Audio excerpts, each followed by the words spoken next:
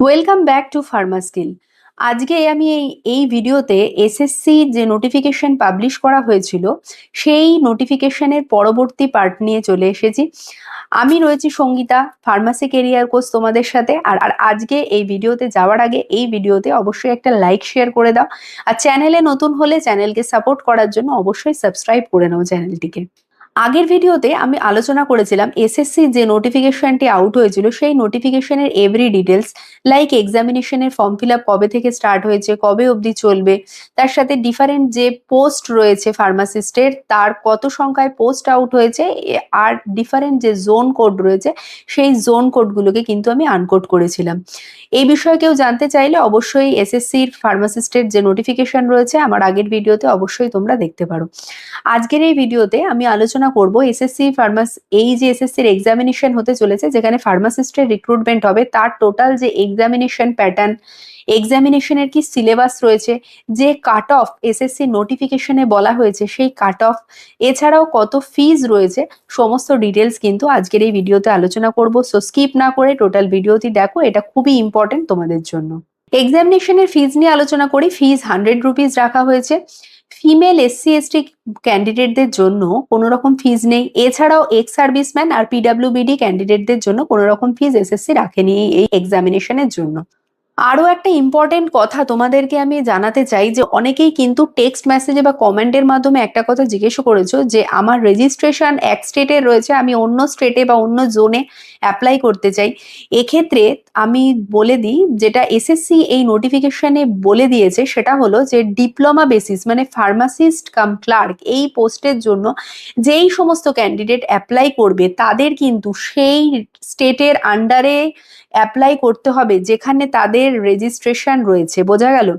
যেই স্টেট থেকে তাদের রেজিস্ট্রেশন ইস্যু করা হয়েছে একমাত্র সেই স্টেটেই কিন্তু তারা এই এক্সামিনেশনের জন্য অ্যাপ্লাই করতে পারবে। মানে আরেকটু বলে দিই যে আমাদের মানে যারা কলকাতা রিজিয়ন থেকে বিলং করে তাদের নর্মালি যাদের যাদের রেজিস্ট্রেশন ওয়েস্ট বেঙ্গল পিসিআই থেকে রয়েছে তারা কিন্তু শুধুমাত্র এই যে নর্থ ইস্টার্ন রিজিয়নেই কিন্তু অ্যাপ্লাই করতে পারবে। তারা চাইলে কিন্তু ওয়েস্টার বা তারা চাইলে কেকেআর রিজিয়ন বা ডাব্লিউআর রিজিয়ন, এই রিজিয়ন গুলোতে কিন্তু তারা অ্যাপ্লাই করতে পারবে না। বোঝা গেল? এইবার আসি এক্সামিনেশনের প্যাটার্ন নিয়ে। ফার্মাসিস্টের এক্সামিনেশন হলেও এই এক্সামিনেশনে ফার্মাসি থেকে কোনো রকম কোয়েশ্চেন আসবে না। এসএসসি যখনই এক্সামিনেশন কন্ডাক্ট করে তখনই কিন্তু একদম জেনারেল বেসিস এক্সামিনেশনের সিলেবাস হয়।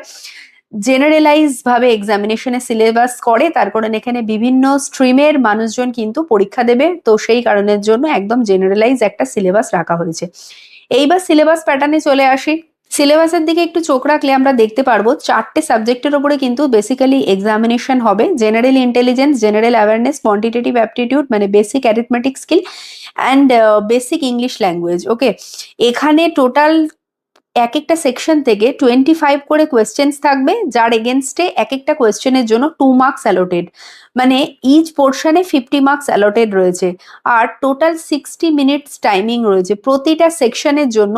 15 মিনিটস মানে 15 মিনিট করে টাইম অ্যালোটেড রয়েছে। আর নেগেটিভ মার্কিং এখানে দেখা যাচ্ছে 0.5 নেগেটিভ মার্কিং রয়েছে।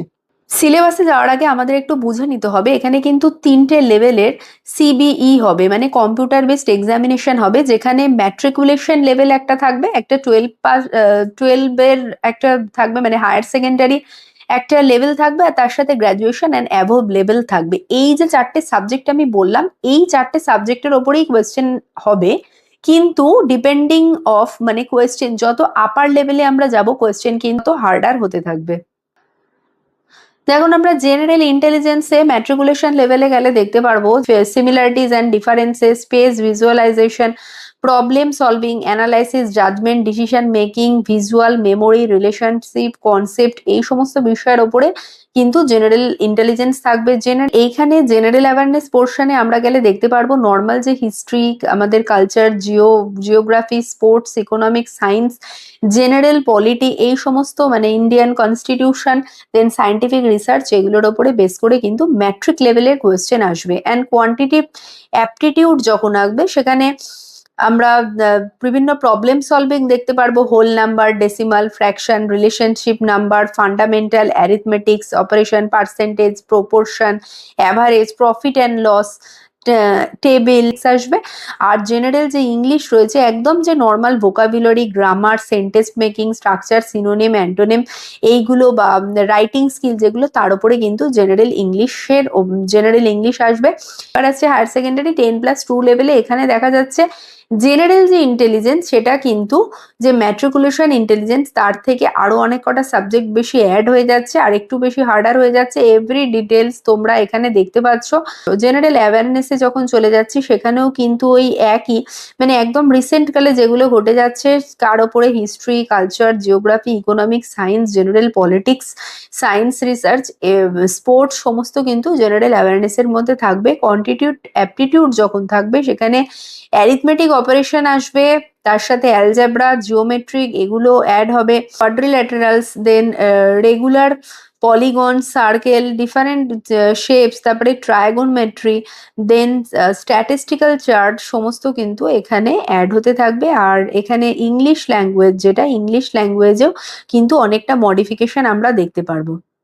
গ্র্যাজুয়েশন অ্যান্ড অ্যাবোভ লেভেলে যেটা রয়েছে সেখানে দেখা যাচ্ছে গ্র্যাজুয়েশন অ্যান্ড অ্যাবোভ লেভেলে আরো অনেক বেশি সাবজেক্ট কিন্তু এখানে অ্যাড হয়ে যাচ্ছে। জেনারেল ইন্টেলিজেন্সে তোমরা দেখতে পাচ্ছ এখানে coding, decoding, non verbal series, then reasoning, number analogy, figure analogy, অনেক বেশি সাবজেক্ট এখানে অ্যাড হতে থাকবে। জেনারেল অ্যাওয়ারনেস যখন আসবে তখনও আরো রিসেন্ট কালের সমস্ত ডিটেলস নিয়ে তোমাদের দেখতে হবে। ক্যান্ডিডেটের ইংলিশের যে কারেক্ট, বেসিক, কম্প্রিহেন্সিভ আর যার রাইটিং এবিলিটি রয়েছে তার উপরে ডিপেন্ড করে কিন্তু এই যে ইংলিশ ল্যাঙ্গুয়েজের টেস্ট রয়েছে সেটা কিন্তু এখানে দেখা হবে। লাস্ট ভিডিওতে আমি অলরেডি আলোচনা করে দিয়েছিলাম যে ফার্মাসিস্টের কতগুলো পোস্ট থাকবে, ডিপ্লোমাদের কতগুলো পোস্ট থাকবে, মানে ফার্মাসিস্ট কাম ক্লার্ক, আর তার সাথে সাথে বিফার্ম লেভেলের, ব্যাচেলার লেভেলে কতগুলো পোস্ট থাকবে। আজকে এই ভিডিওতে আরো একটা পোস্টের কথা বলবো যেখানে কিন্তু ফার্মাসিস্টরা অ্যাপ্লাই করতে পারবে। সেটা তোমরা এখান থেকে দেখে নিতে পারো যে নোটিফিকেশনটা ওপেন করে www.ssc.gov.in এই ওয়েবসাইটে গিয়ে তোমরা যেখানে নোটিফিকেশন গুলো ডিফারেন্ট পোস্টের জন্য পাবে সেই পোস্টে 128 পেজেসের মধ্যে তোমরা দেখতে পারবে ওয়েস্টার্ন রিজিয়নে রয়েছে অ্যাসিস্ট্যান্ট কেমিস্ট। এই পোস্টটিতে কিন্তু অবশ্যই তোমরা অ্যাপ্লাই করতে পারবে। এখানে এসেনশিয়াল ডকুমেন্ট যদি আমরা একটুখানি খুলে নিই তাহলে আমরা এখানে দেখতে পারবো যে এসেনশিয়াল কোয়ালিফিকেশন কিন্তু graduate in pharmacy on pharmaceutical chemistry or degree in science with chemistry as a principal subject। এখানে নাম্বার অফ পোস্ট কটা আছে, দুটো রয়েছে। আর অবশ্যই WR সেকশনে যারা রয়েছে মানে ওয়েস্টার্ন রিজিয়ন থেকে এই ভ্যাকেন্সিটি পাবলিশ হয়েছে।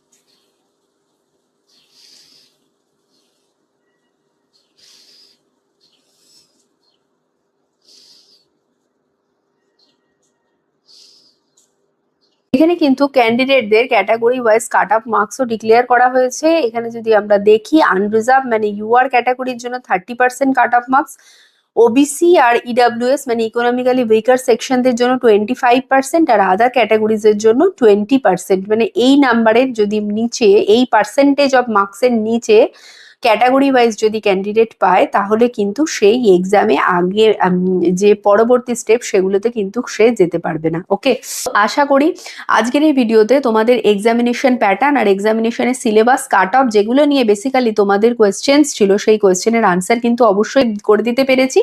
সো আজকে ভিডিও শেষ করার আগে আমার একটাই রিকোয়েস্ট রইল যে যা জানতে চাইবে অবশ্যই কমেন্ট সেকশনে কমেন্ট করে জানাও। অবশ্যই ফার্মা স্কিলকে সাবস্ক্রাইব করে ফার্মা স্কিলের পাশে থাকো।